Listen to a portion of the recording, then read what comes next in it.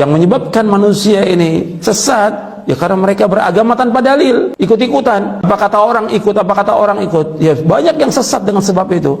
Karena nggak punya pegangan, nggak punya hujjah. Harus tanya dalilnya. Dalilnya pertama Quran, dan harus mengikuti penafsiran, penjelasan para mufassirin, ahli tafsir yang jelas. Dari perkataan Al-Quran ditafsirkan dengan Quran, Al-Quran ditafsirkan dengan penjelasan para sahabat radhiyallahu anhum, Al-Quran ditafsirkan dengan penjelasan para tabi'in, kemudian dijelaskan dengan penjelasan para tabi'ut tabi'in, baru kemudian dengan bahasa Arab. Ini penjelasan para ulama dalam kita menafsirkan Al-Quran. Kemudian Al-Quran ditafsirkan dengan sunnah Nabi. Jadi Al-Quran yang pertama ditafsirkan Quran, yang kedua Quran ditafsirkan dengan sunnah Nabi SAW. Karena Nabi yang menjelaskan Al-Quran. Kemudian setelah itu Al-Quran ditafsirkan dengan penjelasan para sahabat. Jadi yang pertama Al-Quran ditafsirkan Quran, yang kedua Al-Quran ditafsirkan dengan sunnah, yang ketiga Al-Quran ditafsirkan dengan penjelasan para sahabat radhiyallahu anhum, yang keempat Al-Quran ditafsirkan dengan penjelasan para tabi'in. Kemudian baru setelah itu penjelasan bahasa Arab, dan baru penjelasan juga para amatul mujtahidin. Jadi ini harus kita pahami tentang cara kita berdalil. Banyak yang salah dan keliru, yang kemudian sesat karena mereka tidak tahu dalil dan tidak tahu mengambil dalil. Kadang-kadang juga dibawakan hadis.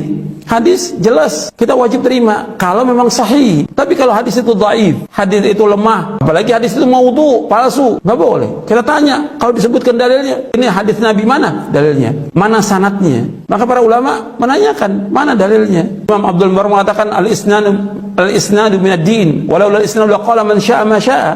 Sanad itu dari agama. Kalau nggak ada sanad, orang berkata seenaknya. Jadi harus ada dalilnya. Siapa yang jujur dan tidak, lihat di mana, di kitab apa adanya. Di Sahih Bukhari, tunjukkan. Di Sahih Muslim, Abu Daud, Tirmidzi, Nasai, Ibnu Majah, Ahmad dan lain, mana dalilnya, sahih atau tidak. Kemudian setelah itu bagaimana penjelasan para ulama dalam syarah-syarah hadis tentang hadis itu, supaya kita beragama ini dengan benar.